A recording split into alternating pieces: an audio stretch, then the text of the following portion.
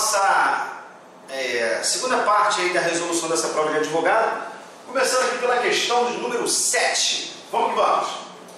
Em relação aos termos destacados do seguinte excerto, retirado do texto, tudo dito belamente. Talvez o belo artístico surja quando alguém consegue sintetizar a nossa complexidade no enigma, como o sorriso de Mona Lisa. É correto afirmar, nesse contexto, letra A, tanto belamente quanto, a palavra quando, né, pertence à classe de palavras que não possuem flexão de gênero ou número. E belo trata-se de um substantivo. Já temos a resposta, beleza? Eu vou comentar rapidamente, vamos lá. Toda vez que o cara mencionar pertence à classe de palavras que não possuem flexão de gênero ou número, é importante você ter isso aqui na sua cabeça. Vamos colocar aqui. Artigo, substantivo, pronome, verbo, adjetivo,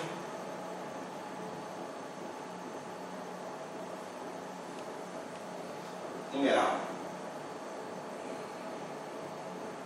preposição,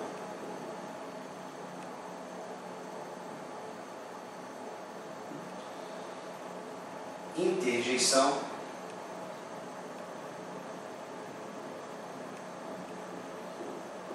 conjunção,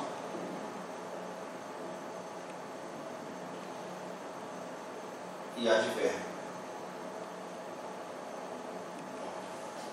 Você tem aqui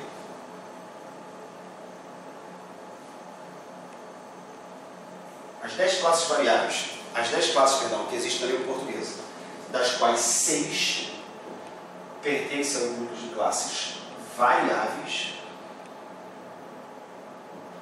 e 4 que pertencem ao grupo de classes invariáveis. Tranquilos?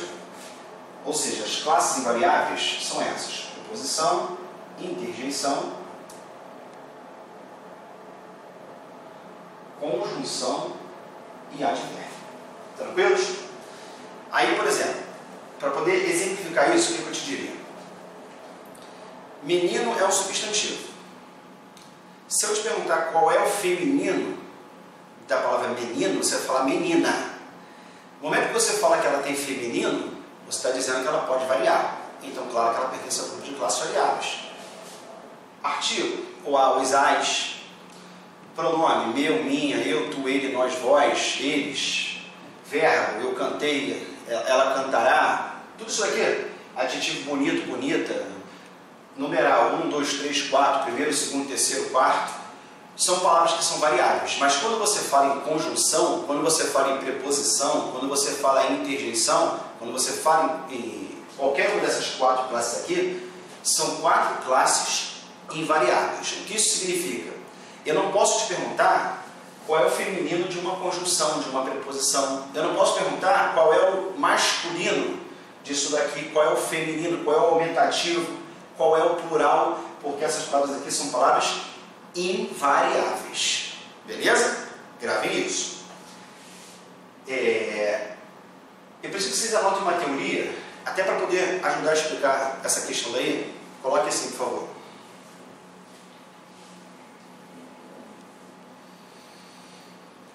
Toda palavra ligada diretamente a um artigo, toda palavra ligada diretamente a um artigo será substantivo. Toda palavra ligada diretamente a um artigo será substantivo. Beleza? O que eu quero dizer com isso? Por exemplo, se eu falar para vocês assim: o cantar dos pássaros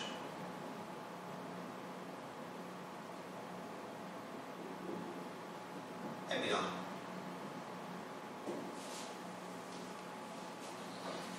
E eu vou te perguntar, quem é o sujeito dessa frase? Você vai dizer, que é o cantar dos pássaros. Esse cara daqui é o sujeito. Quando eu te pergunto quem é o núcleo, você fala, pô, pássaros é o núcleo. Não. Ah, mas pássaros não é um substantivo? Primeira coisa, nenhum substantivo antecedido de preposição pode ser núcleo do sujeito. O sujeito é representado sempre por um substantivo, sem preposição. Aí vem a pergunta do aluno, mas poxa, cantar não é verbo? Sim. O cantar, ele é um verbo quando ele está sendo conjugado. Porque quando você pega a palavra e você faz com que ela pareça ligada diretamente ao artigo, qualquer uma palavra ligada diretamente ao artigo tem que ser substantivo. Toda e qualquer palavra ligada ao artigo tem que ser substantivo. Isso daqui, em outra questão, pode ser cobrado de vocês o processo de formação de palavras, que eu já comentei com vocês. É o que é chamado de derivação imprópria, que é justamente quando uma classe, né, que no caso, se eu te perguntar assim, solta, né, qual é a classe gramatical da palavra cantar? Você na hora vai falar, pô, cantar é um verbo. Sim. Solto, a classe principal de cantar, claro que é um verbo. Mas quando você colocou na frase, você fez com que o verbo passasse a ser um substantivo, o que te dá a certeza de que ela alterou a sua classe gramatical. E essa alteração de classe gramatical faz com que ela seja uma derivação imprópria. Se eu pegar e falar assim, por exemplo, o velho rico casou-se. Aqui eu tenho o que? Sujeito. Quem é o núcleo do sujeito? Tem que ser velho. Repare, solta, a palavra rico você iria dizer que é um adjetivo. A palavra velha seria dizer que é um adjetivo. Só que aí a gente perguntar assim, pô, e o o? Aí você, o o tem que ser um artigo, né? Mas para ele ser um artigo, ele tem que substantivar. Ele tem que ter uma palavra substantiva ligada a ele. E aí o que acontece? Logicamente, por você ter aqui dois adjetivos e chamar esse cara aqui de sujeito, você tem que fazer com que alguém ali, na verdade, passe a ser substantivo. E neste caso, vai prevalecer a proximidade da palavra. A proximidade da palavra faz com que velho passe a ser substantivo. Então, repare uma coisa, preste atenção aqui no detalhe. Rico fora do contexto é adjetivo. Quando eu contextualizei, ele continuou sendo adjetivo. Ou seja, não houve mudança de classe gramatical. Se não houve mudança de classe, aqui eu não tenho uma derivação imprópria. Mas quando eu pego o velho e uso o velho como substantivo, neste caso, como ele alterou a classe, ele sofreu uma derivação imprópria. Isso aqui já é suficiente para a gente poder resolver a questão. Tá legal? Aperta a pausa aí para copiar. Vamos lá.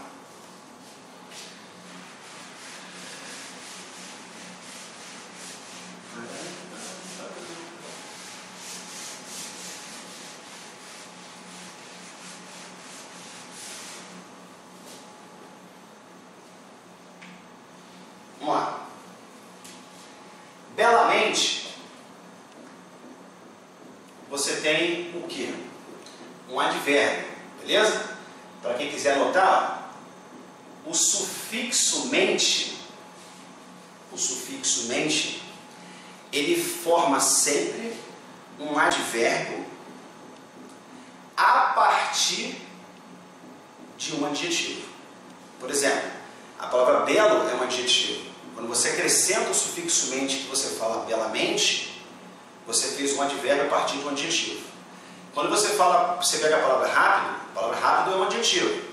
Quando você fala rapidamente, você acrescentou o sufixo mente. Você pegou e formou um advérbio a partir de um adjetivo. O que me interessa é o seguinte: este cara daqui é um advérbio. Por enquanto, é isso que me interessa. Quando eu falo o belo artístico, este belo daqui está ligado diretamente a um artigo. Então ele necessariamente sofre derivação imprópria, porque ele passa a ser um substantivo.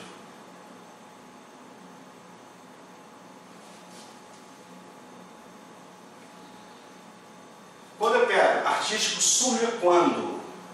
Quando tu sabes que é uma conjunção temporal. É uma conjunção adverbial temporal. Só me interessa saber, na verdade, matar a questão, porque ele é uma conjunção, né? Alguém consegue sintetizar a nossa complexidade no enigma, blá blá blá blá blá. Aí ele fala o seguinte: tanto belamente quanto a palavra quando pertence a classes de palavras que não possuem flexão. Quando ele falar de não possuir flexão, você está falando de classes que são invariáveis. Aí você vai lembrar que tem a preposição, tem a interjeição, tem a conjunção e tem o advérbio.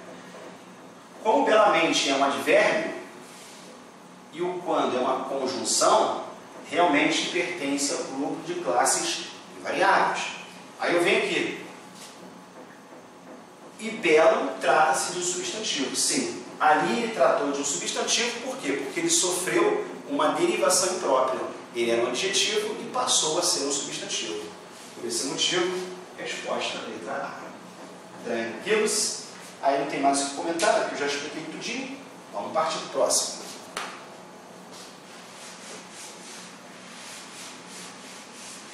Gabarito, letra A.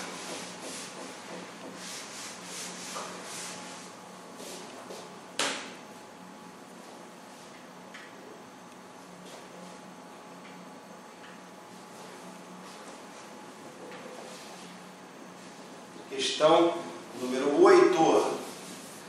Assinale a alternativa correta acerca dos excertos retirados do texto e comentados a seguir. Vamos lá. Sentar no escuro.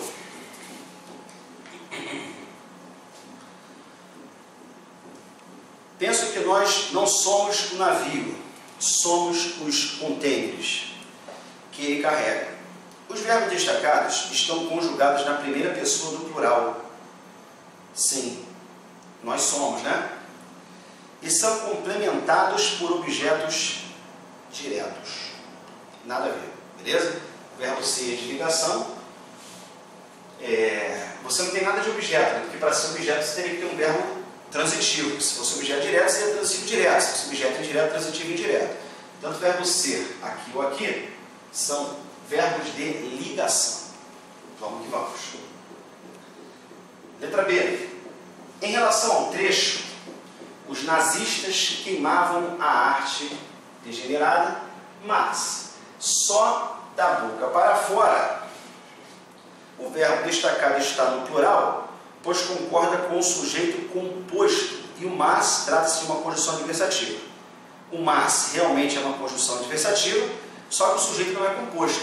Só toma cuidado, assim, é uma coisa meio tosca, né, o que eu vou te falar, mas como isso não é um tipo de questão que vocês têm costume de fazer, quando o cara vai falar em sujeito composto, toma cuidado para você não ficar pensando assim, quando você fala assim, os nazistas são várias pessoas. Se são várias pessoas, então o sujeito é composto.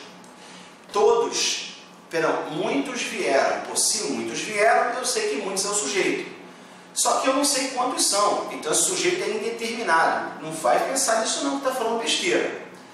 Você conta o sujeito como simples ou composto pela quantidade de núcleos.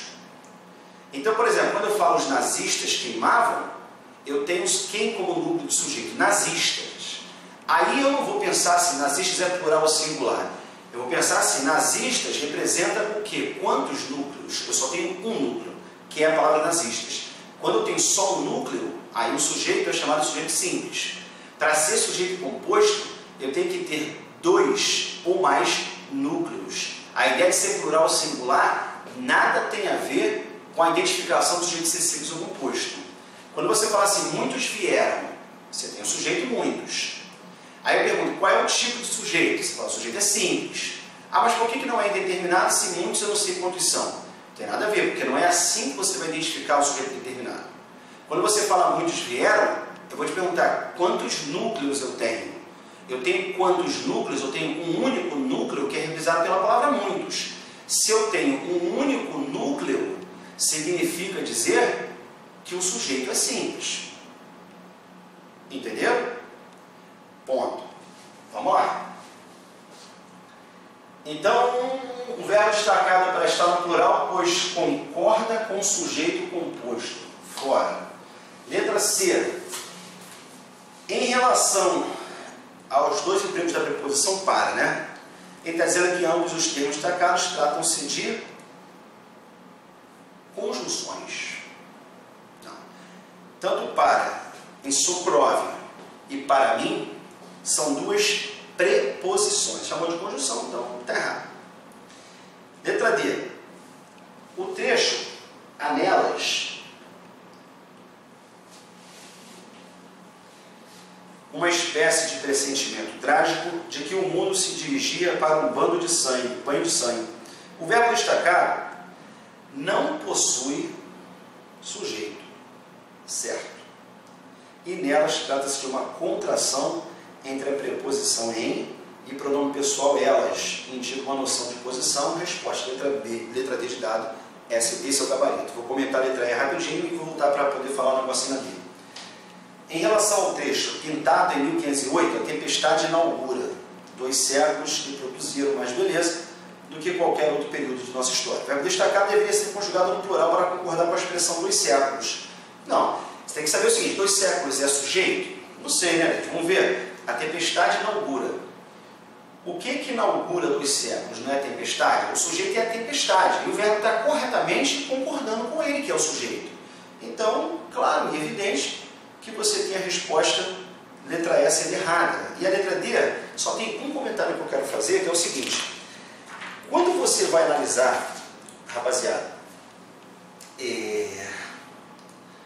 o verbo haver no sentido de existir, você tem muito na cabeça, porque você faz questões de outras bancas, para a galera que está acostumada a estudar por outras bancas, como o SESP, FCC, principalmente, eles cobram bastante a análise do verbo haver.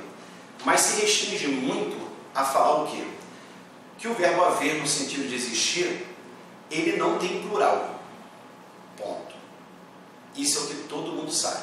Haver no sentido de existir não tem plural. Se eu trocar pelo próprio existir, ele pode variar. Isso é o que todo mundo tem na cabeça.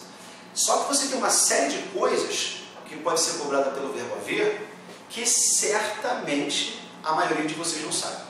E aí eu queria fazer aqui alguns comentários a respeito disso. Beleza? Eu vou colocar aqui algumas observações. Talvez não dá tempo de a gente terminar nesse bloco, mas não tem problema não. Vou colocar o básico do básico primeiro. Pode notar aí. Não menosprezem, porque eu vou te falar, 80% das coisas que estão aqui, eu garanto que eu vou falar, vocês não sabem. Então, pode anotar, tá?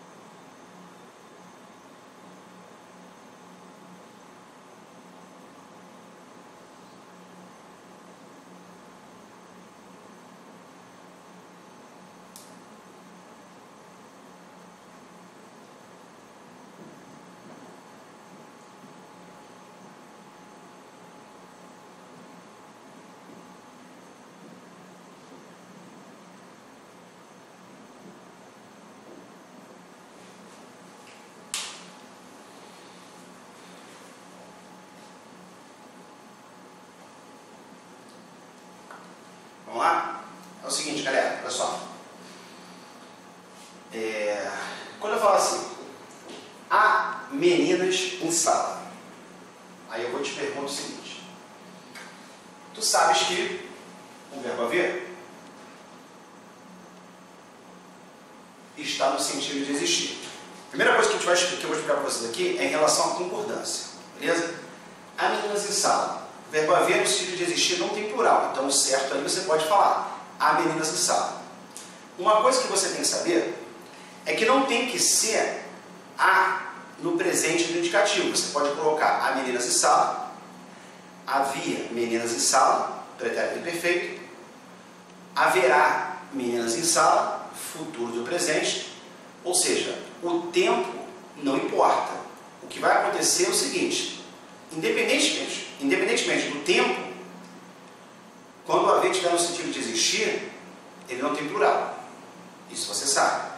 Aí vamos supor que ele sugerisse que você substituísse pelo verbo existir. A primeira coisa que você tem que perceber é que se eu colocasse assim, por exemplo, existiram meninas em sala, essa frase, embora esteja correta, ela não pode ser correspondente a esta, porque o verbo aqui está na forma de presente e aqui o verbo está na forma de pretérito. Ou seja, a concordância está correta, porque eu peguei e joguei o plural para concordar com o sujeito no plural. Não há dúvida. Mas ela não corresponde à frase de cima, porque a frase de cima está no presente e aqui está no passado. Então, para ser correspondente, eu poderia chegar aqui e trocar por outro verbo no presente e falar o seguinte: existem meninas em sala. Beleza? Vamos explorar primeiro só a parte de concordância. Depois eu vou falar do restante. Quando eu falo assim, deve haver questões difíceis, isso está certo. Eu estou usando o verbo haver no sentido de existir. E aí, esse verbo haver no sentido de existir, ele vai ser chamado de verbo pessoal. Correto? Como aconteceu ali em cima. Do momento que ele formar uma locução verbal, que é um grupo de verbos, a impessoalidade dele passa para toda a locução, independentemente de serem dois verbos ou mais. Ou seja, aqui o haver não está no sentido de existir, tá? Aqui ele também não está no sentido de existir, tá? Em cima são dois verbos, embaixo três verbos, não importa. A impessoalidade, ela se estende a todos os outros verbos da locução, fazendo com que não haja possibilidade de ter flexão plural. Tudo tem que ser usado no singular. Ponto. Quando eu troco pelo verbo acontecer, você vai raciocinar da mesma forma como o verbo existir. Por quê? Quem é impessoal é o verbo haver no sentido de existir. O próprio existir, não. O haver no sentido de existir, ele é impessoal. O próprio existir, não. Ele é pessoal. O haver no sentido de acontecer é impessoal. O próprio acontecer, não. O próprio acontecer é pessoal. Então não confunda. Haver no sentido de existir com o próprio existir. Haver no sentido de acontecer com o próprio acontecer. Não faz isso, porque são duas coisas completamente diferentes. Beleza. Então aqui, o que eu vou ter que observar? Que quando ele é impessoal, a impessoalidade passa para todos. Ou seja, é a impessoalidade da locução inteira. Quando ele for pessoal, o raciocínio é o mesmo. A pessoalidade, ela é da locução. Ou seja, essa locução daqui é impessoal e essa daqui é pessoal. Portanto, o certo é falar, devem ter acontecido. Tranquilos. Quando eu falo há de haver e há de existir, eu estou usando nesta primeira locução o verbo haver como principal. E na locução de baixo, o verbo existir como principal. O haver no sentido de existir é impessoal portanto, toda a locução fica no singular, e o próprio verbo existir é pessoal, o que faz com que aqui toda a locução seja pessoal, e aí você tem que flexionar o verbo auxiliar e falar onde existir, beleza? Essa primeira parte eu vou fechar aqui, porque aqui eu só falei da parte de concordância do haver, que é uma parte extremamente importante, mas o difícil vai começar a vir a partir da próxima. Vamos fechar esse bloco e no próximo bloco a gente continua, beleza?